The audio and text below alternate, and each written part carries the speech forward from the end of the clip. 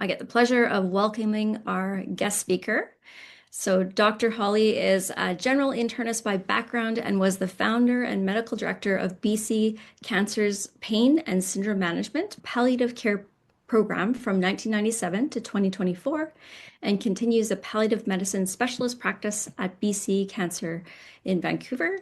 And she's a clinical professor in the Department of Medicine at UBC. And she's had many clinical and research accomplishments. She designed the bow tie model of 21 century palliative care as a tool to explain how modern palliative care is most effective when integrated alongside disease management. She's co-authored Victory Lap, a no fear guide to living well with serious illness for patients and their families.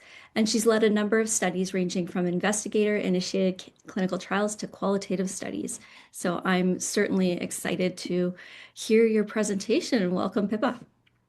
Thank you very much. It's a pleasure to be here. My focus is not on children in my clinical practice, though I do have a number of children who have graduated to adult care come direct to me, some of them as mature minors.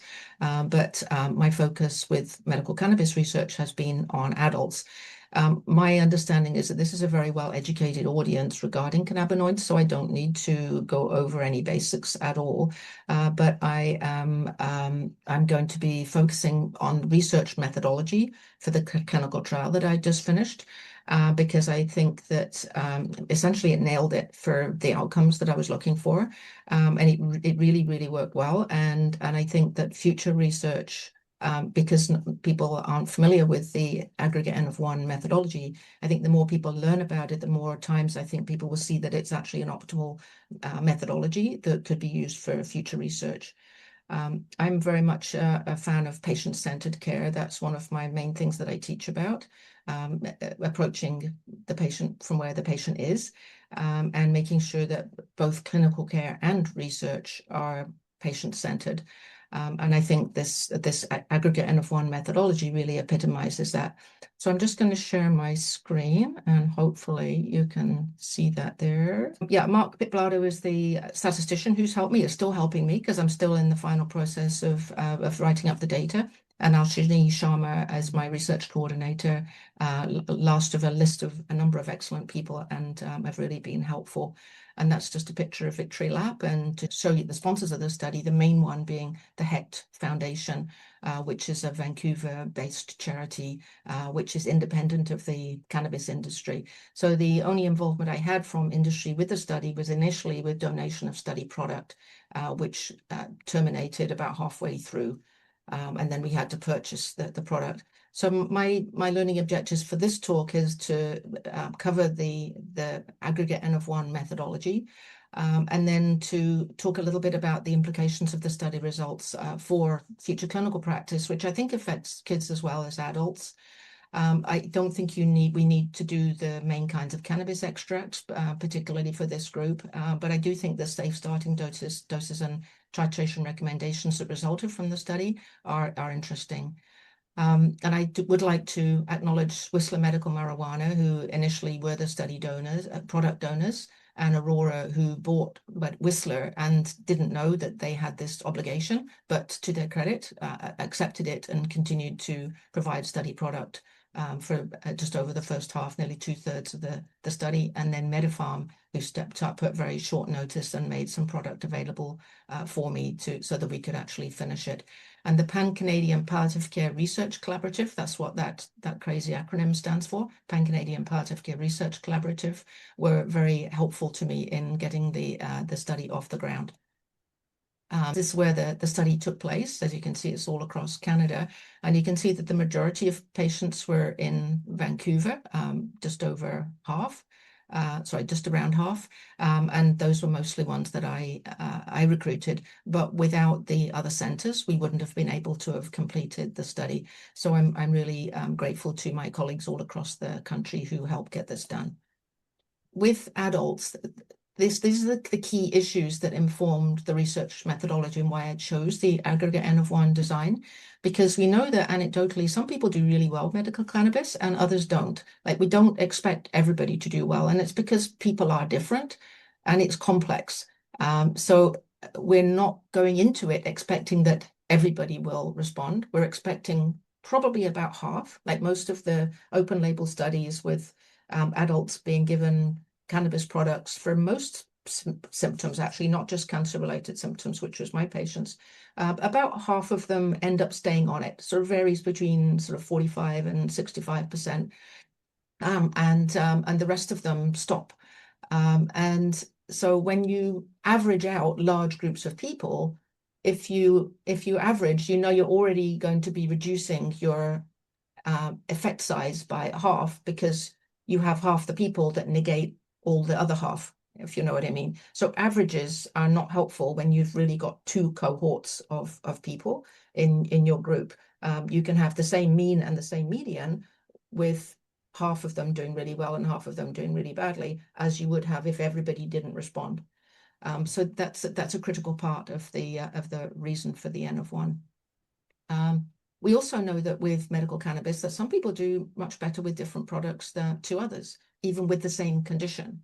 Even amongst I know with the childhood epilepsy data, which I'm totally not an expert on, I know that that there have been products which on paper kind of look the same as each other, but don't seem to work as well. And families have definite preferences between different products, even when the THC and the CBD content may be on paper quite similar. You also know that it's very common for people with cancer to be taking cannabis for medical purposes. Like we know that based on a big survey that we did of all BC cancer patients across the province in 2018 and 2019, which was just before and just after recreational legalization. That's why there were two studies kind of back to back, a few months apart. We know that about a quarter of them take cannabis for medical purposes on a regular basis, and another quarter have tried it and discontinued it. So it's again, that's that expected 50% usefulness. What was distressing about the study was the vast majority of the patients hadn't even mentioned it to their healthcare providers, and they certainly didn't get advice about it from healthcare professionals. Some of them were frightened to mention it because they thought that they would be stigmatized, particularly with their oncologists. And when asked what they were taking, the vast majority of them had absolutely no idea. It was coming from a friend or from an unlicensed dispensary, or even a dispensary that did label it, but the patients hadn't looked at the labels. So from a research perspective, I mean, if I was a patient and I was offered to participate in a clinical trial and I had, a serious illness like cancer with a limited life expectancy, would I want to take something with a 50% chance of not receiving the active product ever for an extended period when that product is already widely available? Probably not.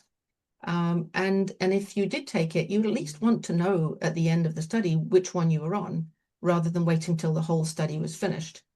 And if you had to come into Vancouver or Victoria or Montreal or wherever, but you lived in northern Quebec or in Haida Gwaii, and you had to fly in, which takes hours and costs over $1,000. Like, it basically discriminates against people who live in remote and rural areas, or who are sick and for whom traveling is quite burdensome, like if you're in a wheelchair or had difficulty with flights for other reasons, or change in routine. There's lots of reasons why people shouldn't have to be made to come into a physical center regularly to participate in a clinical trial. So I bore all of these issues in mind when I chose the methodology. This was a triple blind study, which meant that the patients didn't know which one was which, and they got multiple extracts. Their assessors, which is the nurse and the research assistants, didn't know which one they got. And the investigators, myself or my colleagues in the other centers, also didn't know which one the patient got until the whole study was finished. The only person who did know was the pharmacist who did the blinding and the randomization, and the pharmacist communicated directly with the patient after their individual patient's participation in the study was completed, so that they knew which one they were on. And so the patient individually could use that information in order to be able to select whether they continued with a study product and would be able to buy something similar to the one that they preferred in the study. And this patient-centered design is really helpful because it encourages recruitment and retention to the study. You get way less dropouts because people feel a personal sense of investment and that they're going to benefit individually. It's not just philanthropic motivation for doing the study. N-of-1 trials are actually the best possible evidence you could get about efficacy for treatment in any one individual, irrespective of how it looks in the majority, because each patient is comparing intervention with placebo on a crossover basis.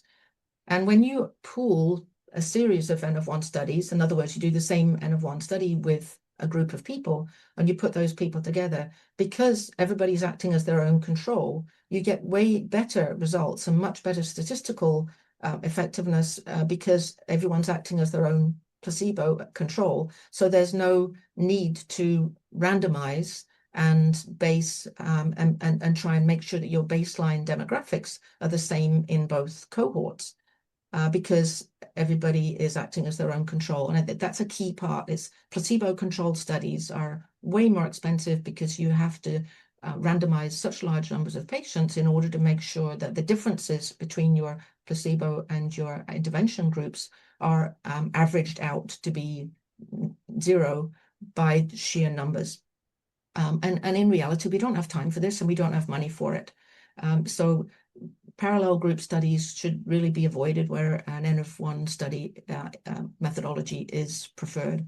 Now, you obviously can't use N-of-1 in everything. There are certain conditions where it's very suitable, and those include where the condition itself remains relatively stable, at least for the duration of the study, however long it is. You need to have a treatment that doesn't actually alter the pathophysiology of the condition, because you do multiple crossovers. And if the actual disease is changing as you go through the study, then obviously that's going to change the outcome. So you have to have one where the underlying condition is actually stable. You want to have the crossover periods fairly short, because obviously the longer you go, the less likely you're going to have clinical stability, and all sorts of confounding things are going to happen. So you need something that works pretty quickly.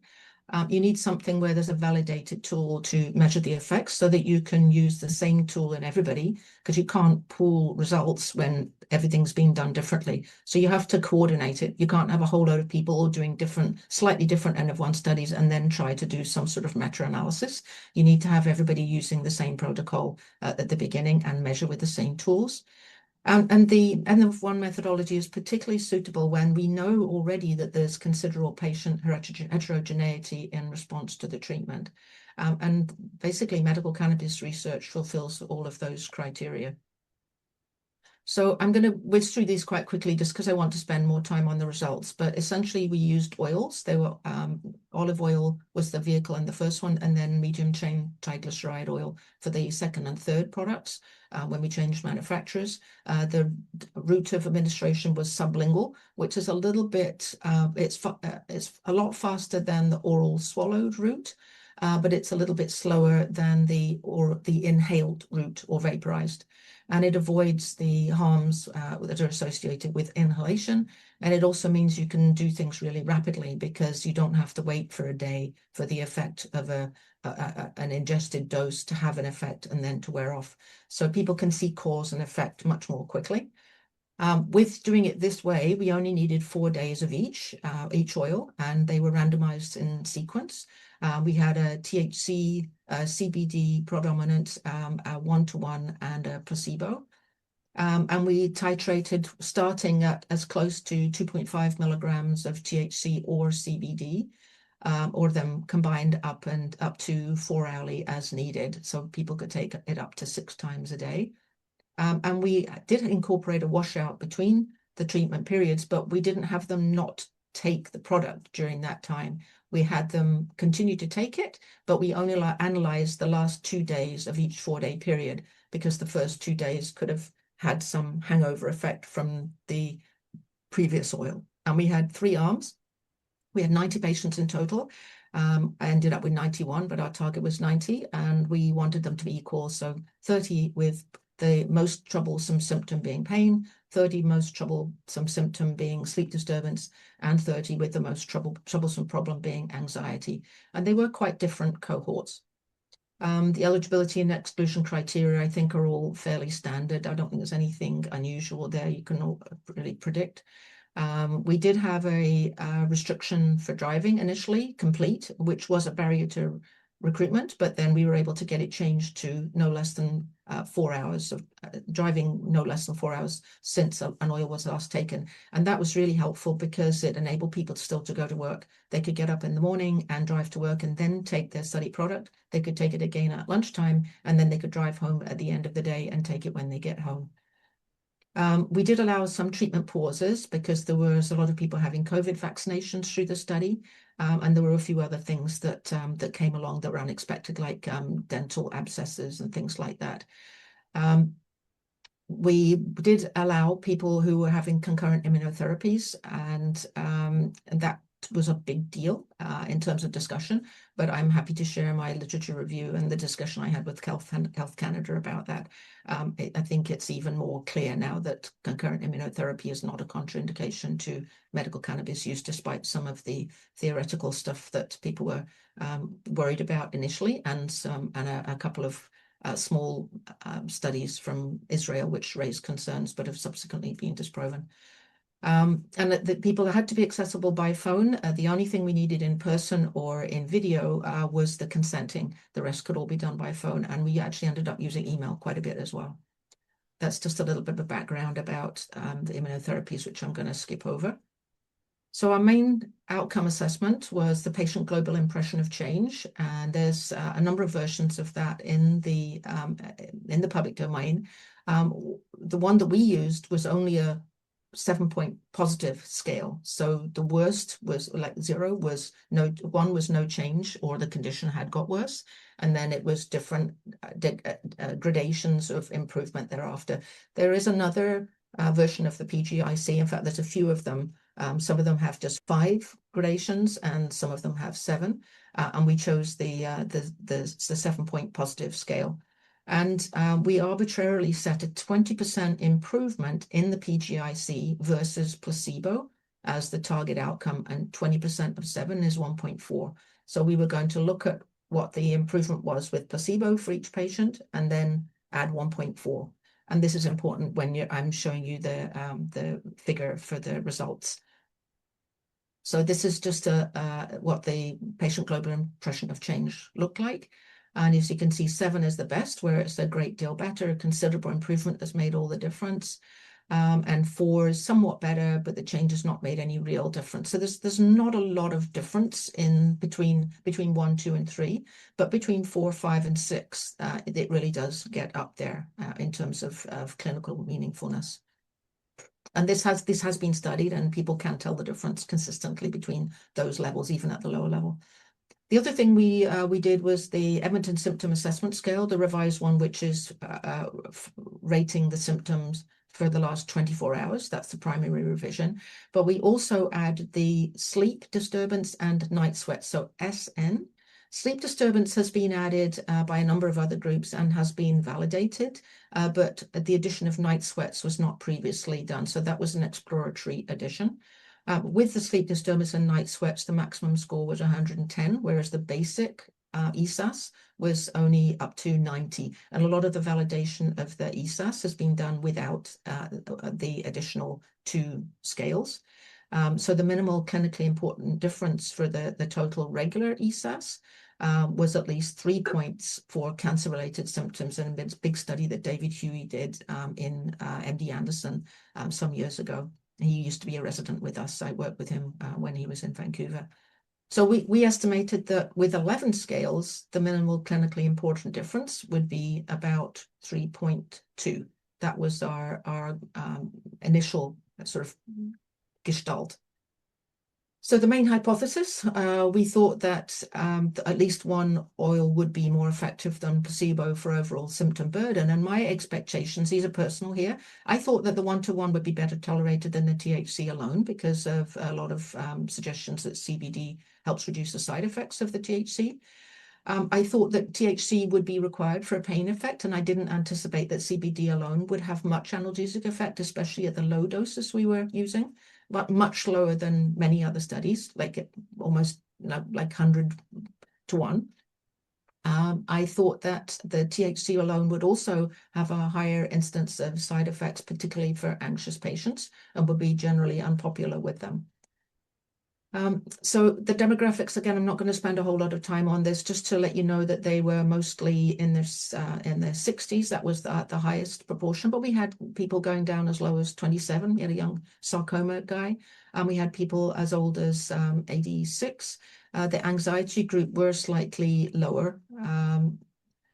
The demographics in terms of the primary cancer was reflective of the prevalence of cancer amongst the general population, with the exception that lung was relatively underrepresented. And I think it just reflects that people with lung cancer tend to get sicker and die quicker and are generally more unstable and are often not as engaged with research because of that. We had cancer patients at all stages, so this is also important. So a lot of studies have been done using only advanced cancer patients for cancer-related symptoms, and we included a significant number of patients who had, they're in survivorship context. They didn't have any current evidence of disease. You couldn't maybe say cured, but certainly currently in remission. We also had the highest single proportion of stages was people with advanced cancer. And if you add up all the stages 1, 2, and 3, they would actually be the largest group combined.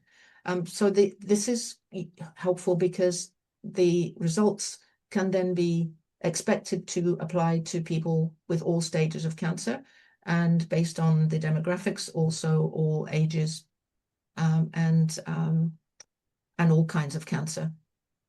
And I don't need to emphasize this, but I just want to make sure that you're aware that statistically significant changes and clinically meaningful changes are hopefully the same, but in reality are not. You can have a very clinically meaningful change, and certainly in our patients who did one cycle, which is only 16 days, and they basically said, I know exactly what the effects of these oils are now. I don't want to go through another 16 days where I don't get to take number 3.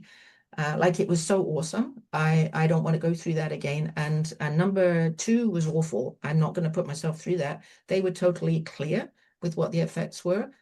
Very hard to get statistical significance when you've only got a few data points, even though those data points were very strong. So some of the people with the biggest magnitude of effect didn't have statistical significance, but it was highly clinically meaningfully different. And I think that just goes to explain that some of the individual statistical significance tests are not really helpful in certain conditions. So this is our primary outcome. This is kind of where the money is, really. And I'm just going to explain the chart a little bit. So each horizontal line reflects one patient.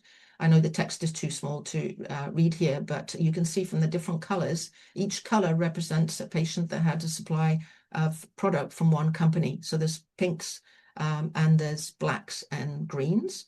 And the greens were all from one manufacturer. The pinks and the blacks were from the other 2 manufacturers. And you can see that the colors are fairly evenly spread throughout the whole population.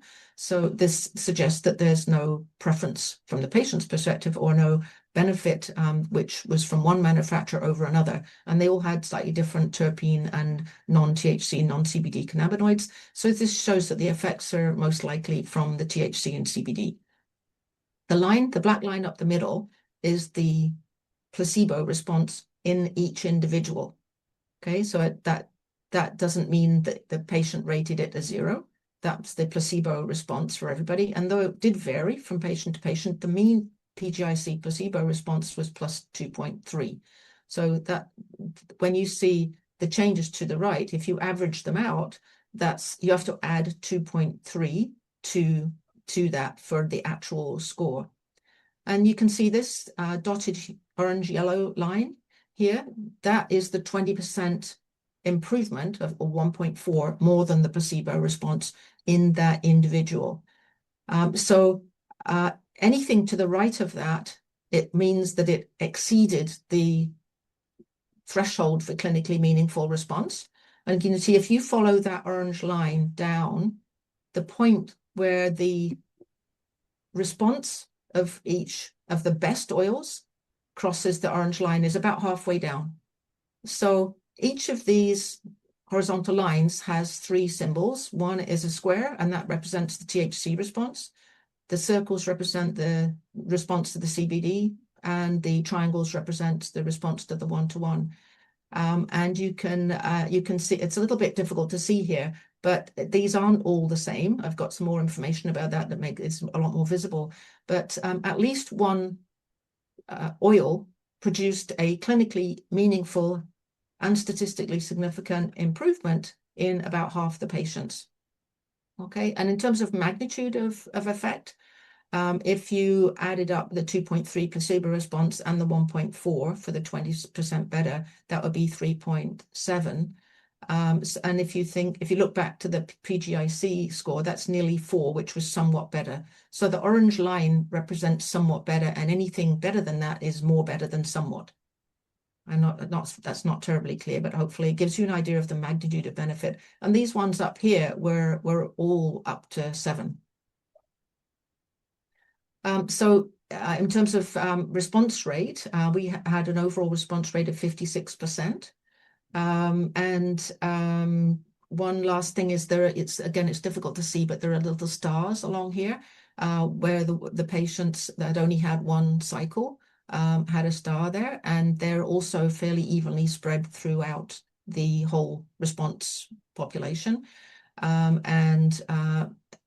the ones that only had one cycle, of the responders, that was 11 of them, and of the non-responders, that was 7. So the one cyclists were about the same response, whether they responded or not. Like the fact that they only did one cycle, it still gave them a 50-50 chance of being a natural responder, because some people had adverse effects and really didn't want to go through it again. Equal numbers of the ones who didn't want to go through it, because the first cycle was fine. We also asked the patients which was their preference, and the expression of a clear preference exceeded the PGIC-derived response rate, which suggests that minimal clinically important difference in PGIC may have been a bit too ambitious, and that we were maybe under-reporting the people that benefited. When you look at the ones who responded best to placebo, that was in the whole group, that was 8. And that if you go to the bottom of that big chart, which is just at the bottom of it is taken here, you can see that you get to the 0 at around that 8 point. And also some of the people who had no preference were ones that actually were fine with all 3 of the active oils, or 2 of them. It wasn't that they couldn't tell the difference between them and placebo, they just couldn't tell the difference between each of them, but they were clearly better than placebo. So don't perceive that no preference as being equivalent to placebo response. That was not the case. So the pool group analysis, which is, I think, what a lot of the traditional research methodologists, people will be more interested in, because they have been generally unfamiliar with the N of 1 outcomes. The p-values, people like p-values, and these p-values are awesome. I broke open a bottle of champagne when I saw these p-values. Ethan, I'm sure you'd have been running around the room waving if you'd had a clinical trial with these kind of numbers, because they were all awesome. The response to the placebo was statistically significant and showed that our blinding was excellent. The improvement of the 1-to-1 above placebo, the additional change, p less than 0.001, CBD the same, THC almost the same. It was actually equals 0.001. And there were a number of people who, where we compared the number of cycles, and actually it didn't make much difference. I'm just going to flip through here. It didn't make much difference, and statistically no difference, whether people did 1 cycle or 3. And if you look down at all these other p-values, these are comparisons within groups. So looking at whether the pain people responded any better or worse than the anxiety people, and the sleep difference from anxiety, and there was no statistical significance there. And then also looking at, even within those groups, whether there was an oil which seemed to be preferred within the groups, and none of those differences reached statistical significance. So on average, there was no statistically significant difference an effectiveness of oils in the group, but within individuals, there was often very significant differences between the oils for those individuals. We looked again at the individual arms, and this is the pain arm only, and you can see that the results are very much the same. We added in some from the anxiety arm and some from the sleep arm, the ones that had pain that was over 4 at baseline, which was the same criteria as for the pain arm, but their anxiety and their sleep were worse. And then we pooled them and it made no difference. We still had 50% response rate. The oil preference in the pain arm showed that there was pretty much an equal preference between the THC, CBD, and the one-to-one, and quite a few people who said they're all good. We looked at the sleep disturbance arm, and again, very similar results, 47% plus 50% from the other arms, 48% overall. And the oil preference, even more overwhelmingly for the active oils, and THC, CBD, one-to-one equally, like remarkably equally preferred. The anxiety arm, even higher response rate, so 60% of the anxiety arm reported a benefit. And if you look down at the different shapes of these, you can see there's a pretty even spread. And when you ask them for their preference, you've got THC, CBD, and one-to-one all reasonably equally preferred. But in this subgroup, this wasn't statistically significant, but there was a distinct increase in the number that preferred the one-to-one versus the CBD alone, and THC was in between. So though this wasn't particularly significant, there was a trend for the anxiety arm to prefer the one-to-one, but there was still a significant number, like nearly a quarter, that preferred the THC product. And surprisingly, quite a few people that did reasonably well with the CBD alone. And this was in preference. They all had a chance to try the others. This is not just against placebo. I'm not going to spend too much time on the ESAS or SN, but essentially this is the same forest plot, but it's flipped because PGIC going up is better, whereas an ESAS going down is better. That means less severity of symptoms.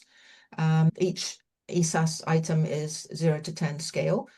So obviously the smaller the number you have, the total number could go down, like this one's gone down by 25 points. You can't have any one symptom going down by 25 points. So that could be either 2 symptoms went down from 10 to 0 and one went down from 10 to 5, or it could be that all 9 or well, all 11 symptoms went down by 1, 2, or 3.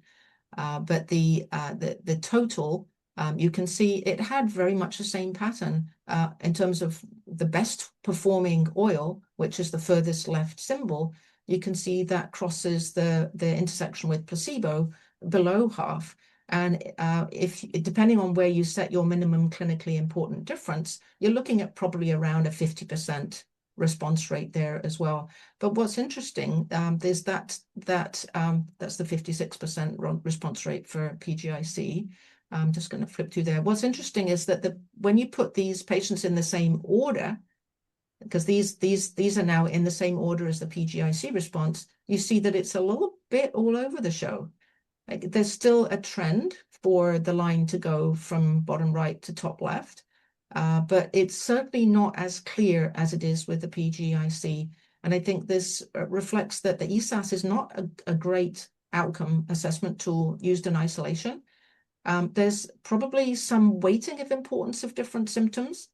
So you're just using a raw total ESAS distress score is not going to give you excellent results. Like, you're going to need a lot of patience and to be able to show statistically significant results there. Whereas with the PGIC, it's way more sensitive and much more specific for the patient. So it's a better outcome indicator all along. However, it was helpful to have the ESAS because it gave us some exploratory ways of looking at how the patients responded. I'm just going to flip through this briefly to show you that the minimal clinically important difference did vary according to the arm. So for the pain patients, it seemed like -3 was significant. For the sleep disturbance, it seemed to be more, was -7. And for the anxiety arm, it seemed to be -4. So similar to just using the ESAS as a primary outcome is not a great tool. Using a single minimal clinically important different threshold in clinical trials is really an oversimplification, and it risks over or underestimating the actual response rates. I'm just going to briefly show you the night sweats because this was somewhat of an exploratory outcome with us, and we had 50% response rate as well. This is just to night sweats. This is not the total ESAS score, and we didn't have a PGIC, obviously, just for night sweats. But in terms of point changes from placebo, we know that less than 1 point is clinically significant, and so that square represents the people who had a clinically meaningful response just for night sweats. And you can see 50% response is really quite awesome. I don't think night sweats are so common in kids, but certainly in adults, it's a huge issue, especially for breast and prostate cancer patients. So I looked at how people improved because we know that, like, if you just look at pain, the magnitude of benefit shown in pain is often dwarfed in comparison to the patient preference. And I think this explains why that happens, because the pain, if you look at all of the patients together, this is the whole group, pain response was a relatively small part of it. Improvement in tiredness, sleep, and anxiety was more than half. If you add them together and drowsiness as well, like 3/4 of it was, improvement in these outcomes: sleep, tiredness, drowsiness, and anxiety. And if you look at the individual groups, the pain arm, the pain response was no better, but they did really well for tiredness, anxiety. Nausea was a little bit better there, but fairly even spread. So a little bit of improvement for multiple symptoms, with a significant chunk of it coming from tiredness, anxiety, and drowsiness, seemed to explain the benefit. So this is why people might feel better, but if you're just measuring pain, you don't necessarily see that improvement. The anxiety arm, similar, a little bit more response to pain, but sleep and tiredness and breathlessness particularly, which I think is probably just a manifestation of anxiety. But again, multiple symptoms improved. And with the sleep arm, sleep was a big deal, and at tiredness and anxiety as well, but particularly night sweats. So for those people who did have night sweats, sleep was really markedly improved, at least partly because of improvement in the night sweats. So dosing, this was quite interesting for me because I thought that the CBD wouldn't add very much in terms of effectiveness. I thought it would only add to tolerability, but this showed that the effects were additive, in that the mean final daily dose of this is in the last cycle, whether it was the first, second, or third, whichever was the last cycle that particular patient had done. We looked at the dose on the last day, which was sort of optimized. And compared them between the different manufacturers, because there were differences in concentrations.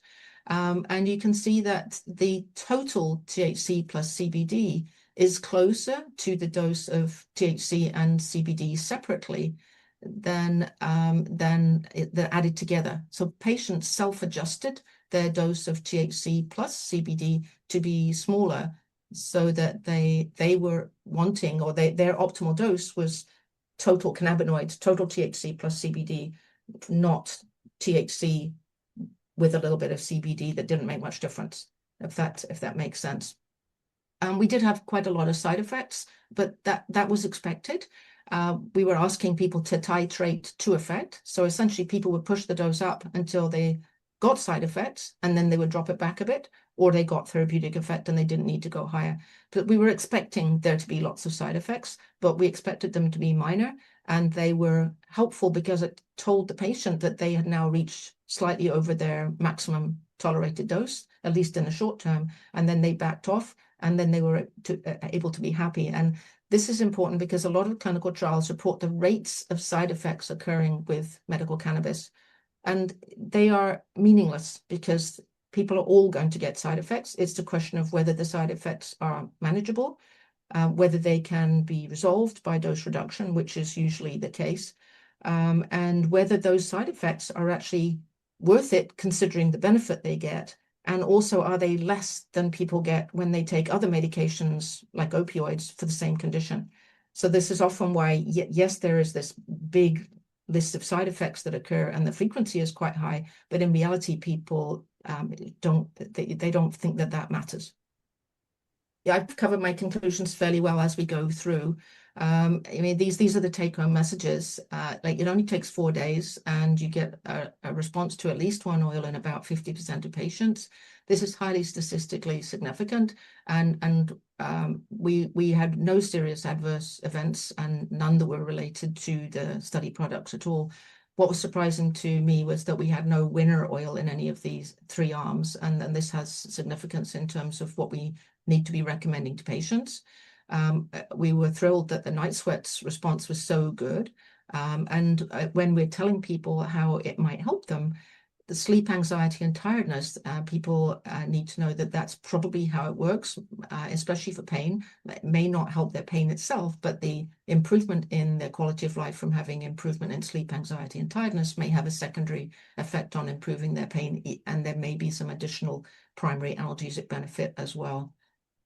I think that this has significant potential for reducing polypharmacy because so many patients take different medications for different symptoms, and each one has its own burden of consumption, but also burden of side effects and remembering it, and the toxicity from other drugs, particularly hypnotics and anxiolytics and opioids in the long term for cancer patients, especially those that live for a long time, can be quite significant. There's an increased risk of delirium. With the people now having very long survivals, the potential for substance use disorders is slowly being recognized. And if we can avoid that by reducing the need for other medications, there are significant benefits. And then when you're just looking at the benefits of the N of 1 study, there are two studies I would recommend that you look at just to compare with, and they're Janet Hardy and Phil Good's work from Australia. And I actually have communicated with Janet about this already, so she's aware that of the results from Kafka's. But these two studies, one with CBD and one with 1-to-1 in patients with advanced cancer for symptoms, were both negative, and in conflict with mine. And I think the reason why Kafka's was so positive was because the placebo control was completely removed. Like you didn't need to have the randomization that you need in parallel group trials. We didn't have an enormous dropout rate. Like there were less than half left at the end of the study with these studies. And so, you lose so much data. The people with advanced cancer were all unstable, were referred to a palliative care program and had multiple different interventions all the way through the study. So they started chemotherapy, they had radiation, some of them got steroids, some of them got procedures. There was so much stuff that was going on that I don't think you could see the wood for the trees with them. And they also gave the patients only a choice of one oil, whereas we allowed the patient's own personal individual physiological variability to be taken into consideration by allowing them to choose the one that worked best for them. So if you think that if you're only allowing one oil, you're probably going to lose about half of the people that might benefit because you gave them the wrong oil for them. So I'm going to stop there and leave my emails up there, and hopefully we've got some time for questions.